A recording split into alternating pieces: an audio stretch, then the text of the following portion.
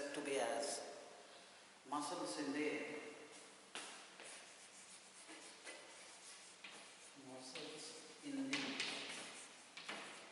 deep extensor compartment of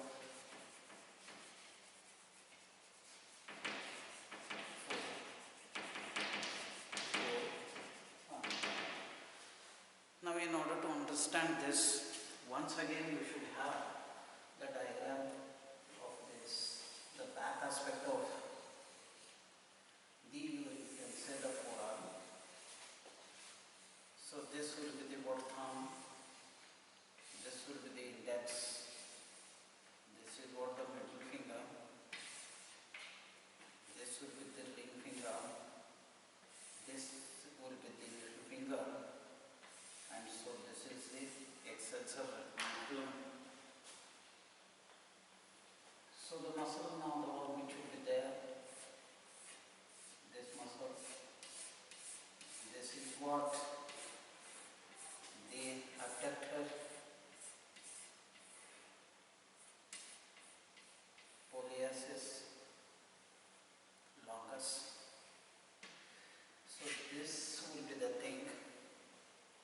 Now underneath this, you have got this and this, and you have got this one more muscle. So these are, this will be the extensor cartilateral brevis. This will be the extensor cartilateral longus, and this will be the brachioradialis. These all are the superficial extensor compartment of forearm muscles. So this will be the one muscle which will be there deep, which will be said to be as abductor pollicis longus. Now this is the first muscle. Now this abductor pollicis longus is the muscle belonging to the deep extensor compartment of the forearm muscle series. This abductor pollicis, it is a solely abductor of a thumb. It means it mainly acts on the thumb itself for the abduction. For the abduction, this muscle, it will be going to take origin from the lateral surface of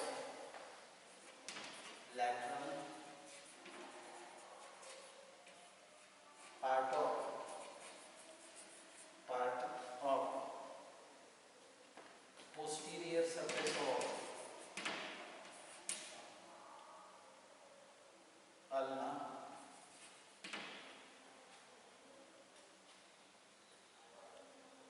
and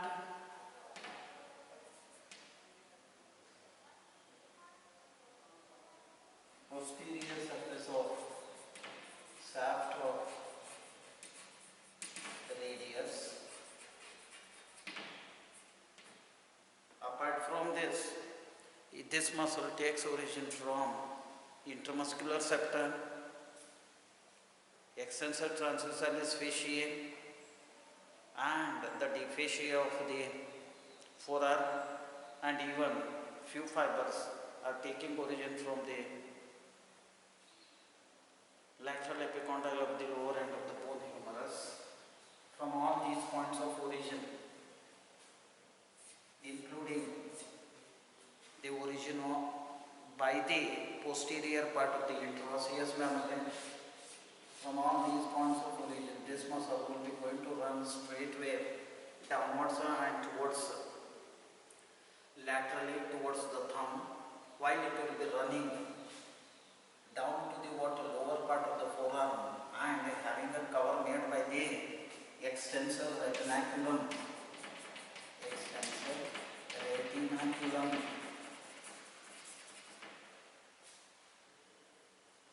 It will be going to cover superficially the extensor carpi radialis brevis, extensor carpi radialis longus and the brachioradialis, which are said to be as the muscles in the superficial flexor compartment of the forearm. Then it becomes tendinous and lie in a groove, the one which will be there, lateral part of first groove, which will be there at the dorsal lateral part of or the posterior surface of lower end of the bone radius, along with the extensor carpi radialis longus, that the first groove it lies, and then it becomes a tendinous, and at last it will be going to get inserted on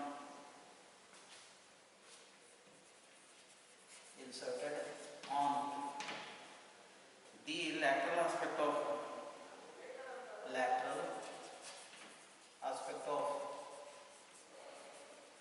dorsal surface of or the posterior surface of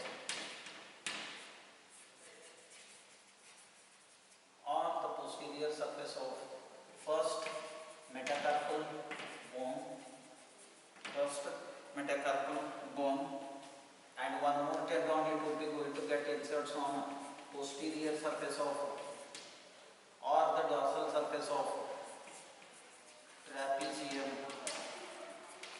which is one of the carpal bone. So this is the thing.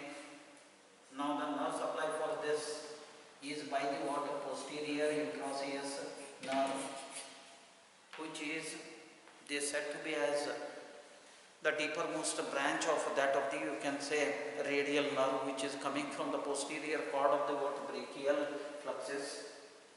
Now coming to the action of this abductor pollicis longus.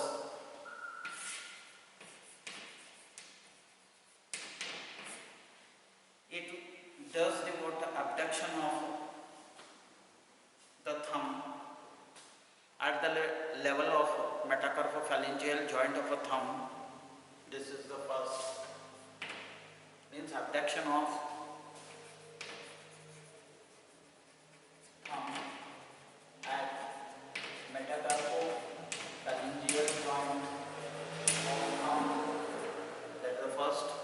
It also does the extension of the that of the, where you can say wrist, but majorly a extension of means majorly the abduction of the wrist at the level of the wrist joint only, or rather that is said to be as a radial deviation of the thumb at the level of the metacarpophalangeal joint of a thumb, and then extension of carpometacarpal joint related to the thumb. These are the three actions. One is the it will be the extension of, or rather the abduction of that of the thumb at the level of the metacarpophalangeal joint of the thumb. Then second, it is the abduction of that of the carpometacarpal, means abduction of the, totally it is the sole abductor of the thumb. So rather you can say it abduction of the thumb at the level of carpometacarpal joint of the thumb, and the extension of that of the metacarpophalangeal joint, and extension of the carpometacarpal joint. So these are the three actions. So main is what it is, the abductor of a thumb. So it is the abduction of the thumb at the level of level of metacarpophalangeal joint. That's the first. Second action, it is the what extension of the carpometacarpal joint of the what thumb. Then the next action of this same, it assists with the what that of the abductor pollicis brevis. So that is also the abduction. So it is the sole abductor of the thumb, main, and partially, as because it will be lying along with related to the other muscles, it may assist at the extension. It may assist, it is not full. Now the next relation of this abductor pollicis longus, superficially it is related to the water skin, superficial fascia, deep fascia, cutaneous nerves, cutaneous vessels, and the what at the level of that of the wrist, extensor retinaculum, and at the level of the what where it will be inserting, that will be the what skin, superficial fascia, deep fascia of the what thumb. Deeply it is related to that of the brachioradialis, extensor carporadialis longus, extensor carporadialis brevis muscles.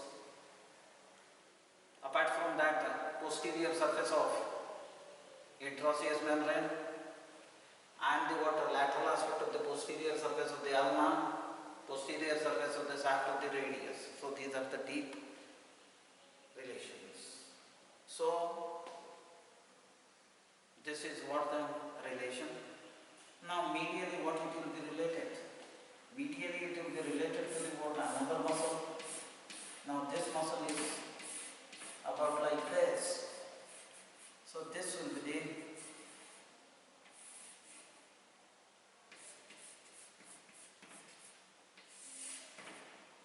the extensor pollicis brevis. Now this extensor pollicis brevis is the muscle belonging to that of the muscles in the deep extensor compartment of the forearm series. Now this muscle is present medial to the what abductor pollicis longus, and this you can say abductor, this extensor pollicis brevis is comparatively small than the what extensor pollicis longus. Now this muscle takes origin from the superficial, takes origin from the what intermuscular septum, deep fascia of the forearm. Then it is also taking origin from the what interosseous membrane, posterior part, and then the subadjacent muscles. From all these points of origin, it starts running, and then it also takes origin from the dorsal surface of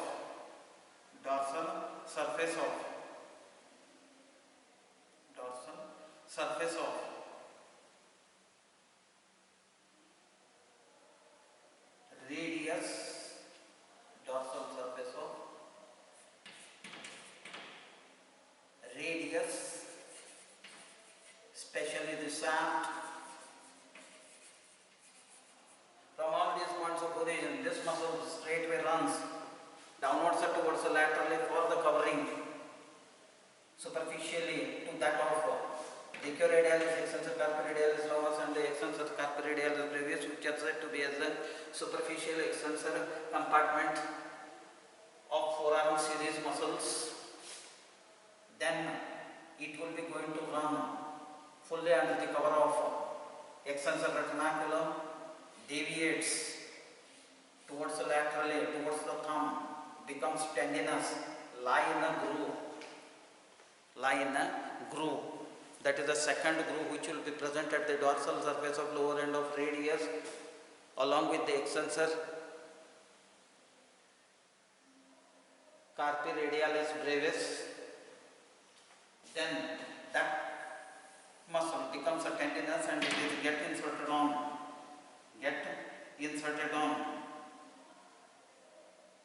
the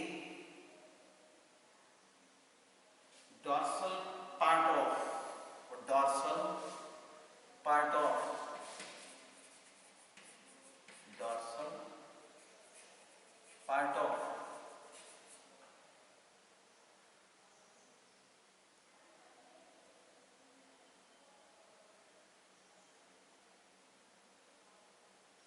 digital phalanx of thumb, of thumb.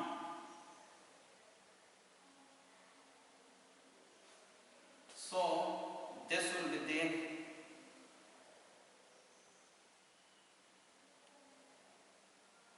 and also it will be going to get inserts on dorsal surface of the middle phalanx of the means dorsal surface of proximal phalanx of the thumb. Proximal phalanx of the thumb. Main is the dorsal surface of proximal phalanx of thumb because it is short. Then its relation, it is related superficially, skin, superficial fascia, deep fascia, cutaneous nerves, cutaneous vessels, and the what extensor retinaculum, and at the level of the what thumb, skin, superficial fascia, deep fascia, cutaneous nerves, cutaneous vessels, and the dorsal venous side of a hand.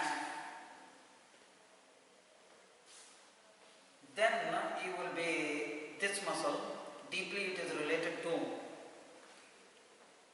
posterior surface of or the dorsal surface of shaft of the radius, intraosseous membrane,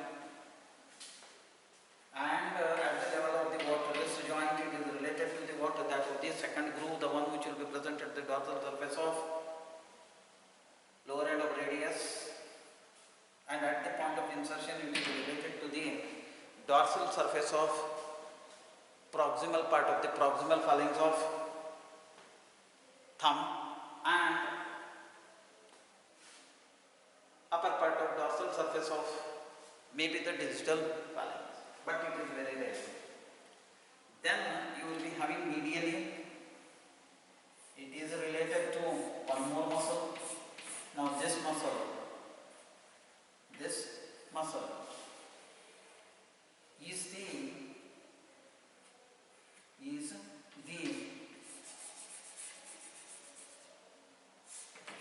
third. This one is called the extensor polyasis longus. Extensor polyasis longus. Now this extensor polyasis longus is the medial relation. So this is the next one. Now what is the blood supply for the what of this extensor polyasis brevis? It is by the what posterior intraosseous nerve. Now the action of extensor polyasis, it is solely a what extension of the thumb at the level of metacarpophalangeal joint, at the level of metacarpophalangeal joint. That is the action. Extension of metacarpophalangeal joint of thumb. It is solely to. Now you have to go to what the extensor polyasis longus muscle. Extensor polyasis longus is a muscle belonging to the water that of the muscles in the deep extensor compartment of the forearm. Now this muscle is present medial to the preceded muscle, that is the extensor polyasis brevis. Now this muscle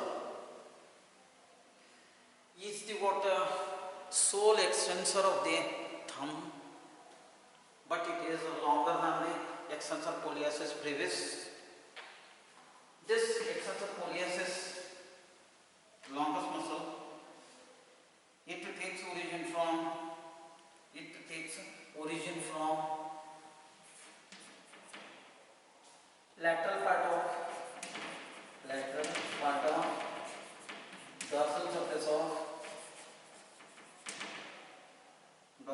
surface of ulna,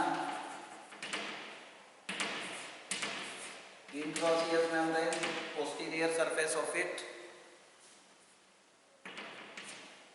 intermuscular substance, extensor, transversalis fasciae, and the fascia of the forearm.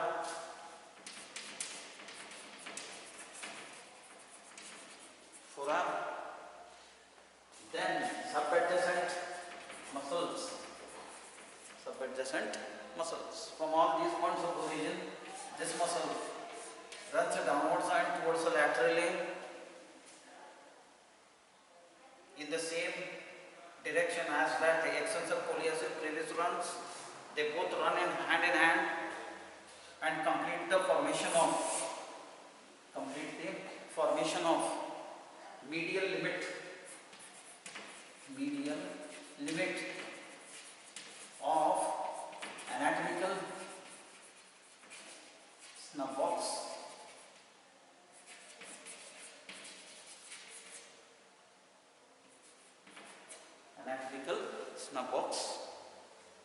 Then it will be going to lie in about that whatever you can say second groove which will be there on the posterior surface of the lower end of the radius in the synovial sheaths, like abductor pollicis and the extensor pollicis brevis, how they are lodging in the what synovial sheaths. Then it completes the formation of the what medial limit of that of the anatomical snub box. Anatomical snub box. Anatomical snub box.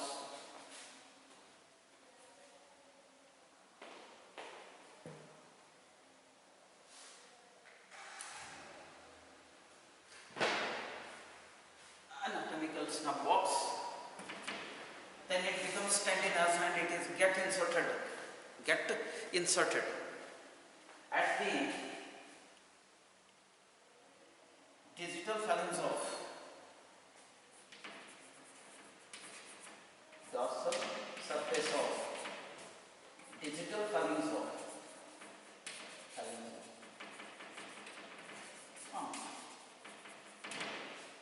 Now coming to the relation, it is related to superficial skin, superficial fascia, deep fascia, cutaneous nerves, cutaneous muscles, and the what that of the extensor transversalis fascia, and all the you can say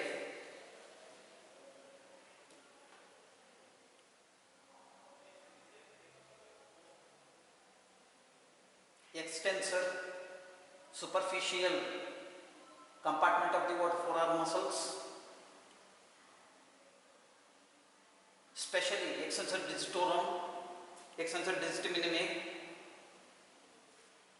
and then it will be lying superficially at the level of the wrist, extensor retinaculum, and at the level of the what insertion, superficially it is related to the what skin, superficial fascia, deep fascia, cutaneous nerves, and the what cutaneous muscles, especially the what dorsal venous set of a hand related to the thumb.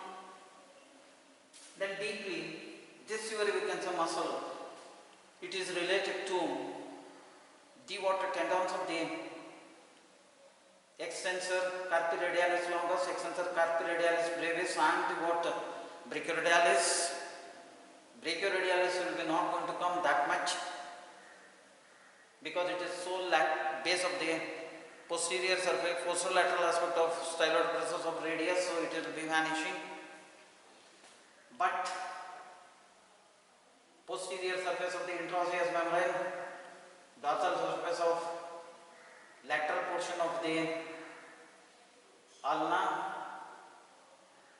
that will be going to come into the view, and the posterior part of that of the wrist, and at the site of insertion, I mean to say deeply, the dorsal surface of proximal phalanx of the related to the thumb, that phalanx will be going to come. Now with having this relation, now let us well see what is an anatomical snub box, because it will be going to form the medial limit. Anatomical snub box is the one which will be triangular part, the one which will be present,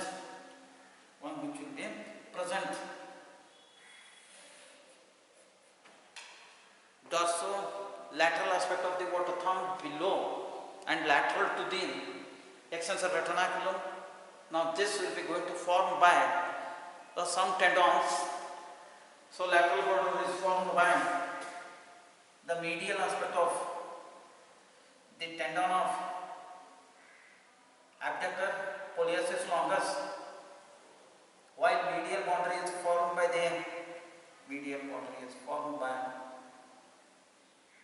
the lateral aspect of the tendon of abductor extensor pollicis brevis and the extensor pollicis longus, these two muscles. Apex is the one which is formed by the what union of abductor pollicis longus, extensor pollicis brevis, extensor pollicis longus, where they unite and it is directing downwards, while the base is the one which will be formed by lower part of the extensor retinaculum. So you have what? This is the apex. This is the apex. Now the roof and floor.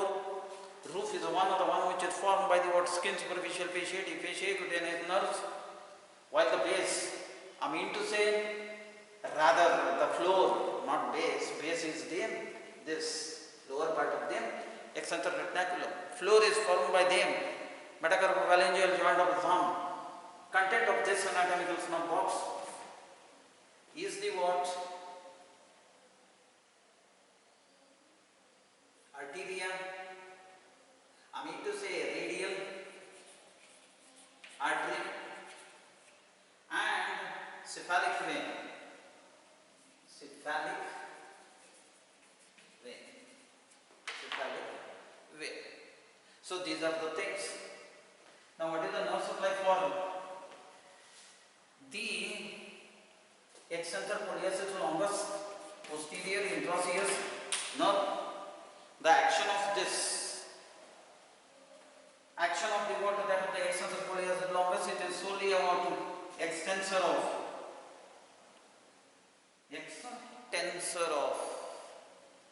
interphalangeal joint and the metacarpophalangeal joint of a thumb. So that will be the thing. But the nerve supply for this is by the posterior intraosseous nerve, which is one of the deep branch of that of the, you can say, radial nerve coming from the posterior part of the brachial plexus. So this will be the thing. Now the next muscle is the extensor indicis.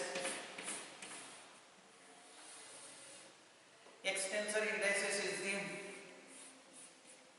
muscle, the one which will be present just medial to the what? Extensor pollicis longus. Now this muscle, it acts only on the index. Now this extensor indicis, it is the muscle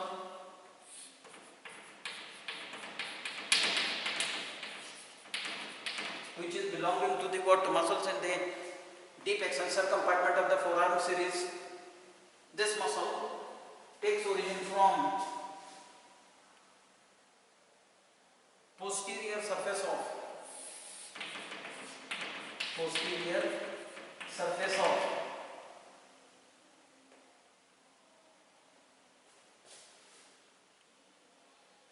sac of ulna, posterior surface of intraosseous membrane,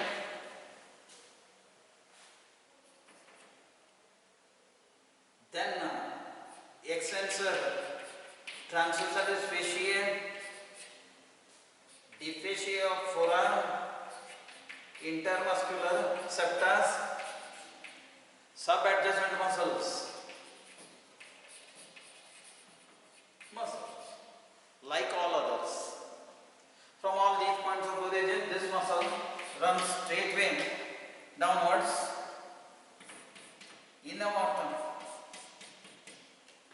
cover made by the extensor retinaculum at the lower end of the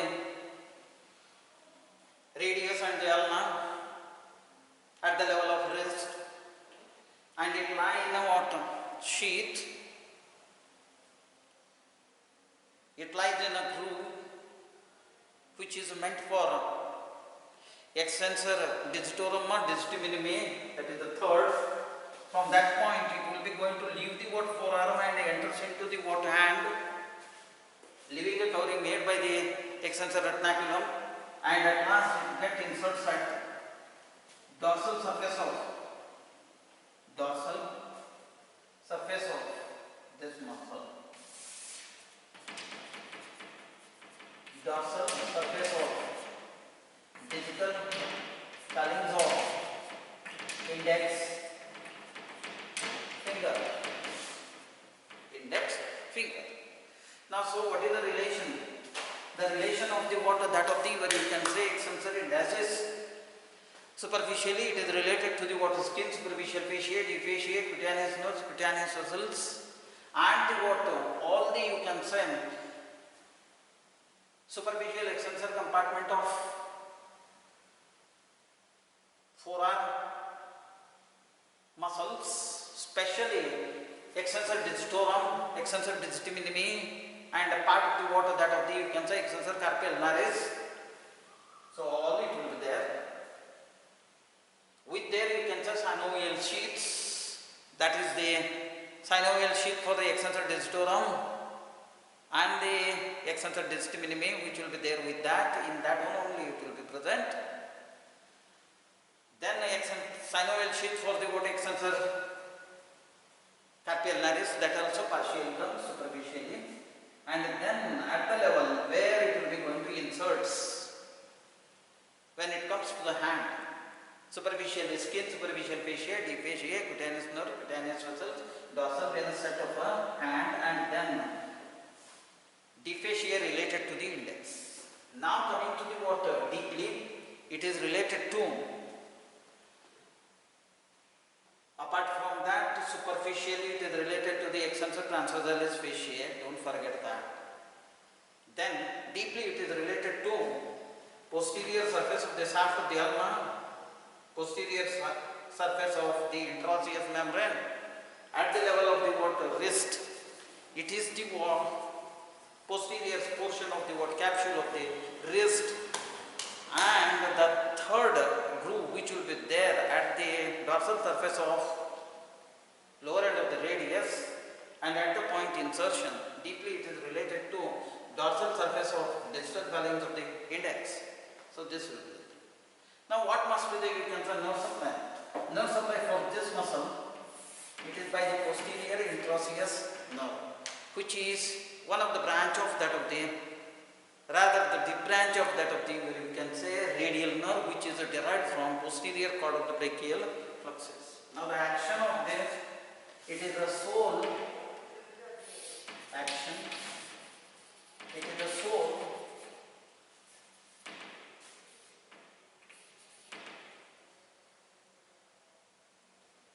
extensor of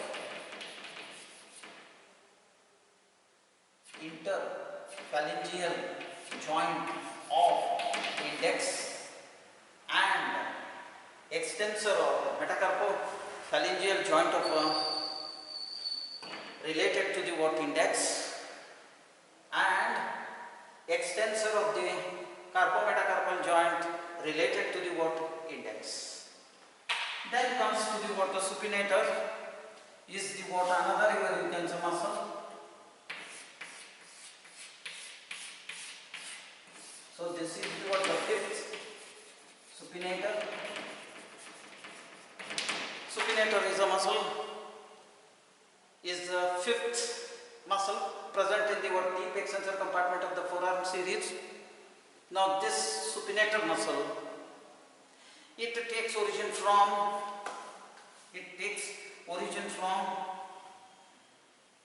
the radial collateral ligament,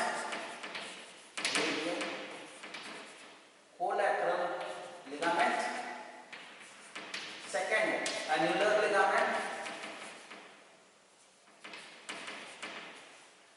as well as as well as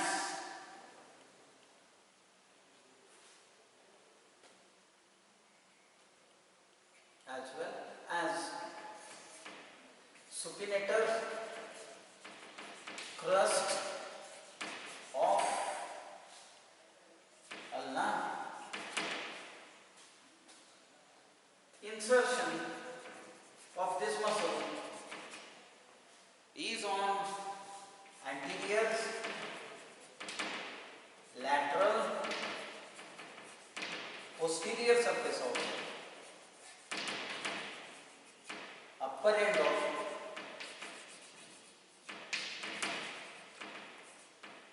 radius at the neck, at the neck.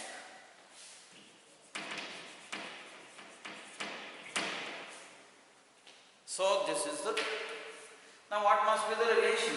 Relation of the what, that of the supinator, it is related to the what? Skin, superficial fascia, deep fascia, cutaneous nerve, cutaneous muscle, and then the muscle anconeus.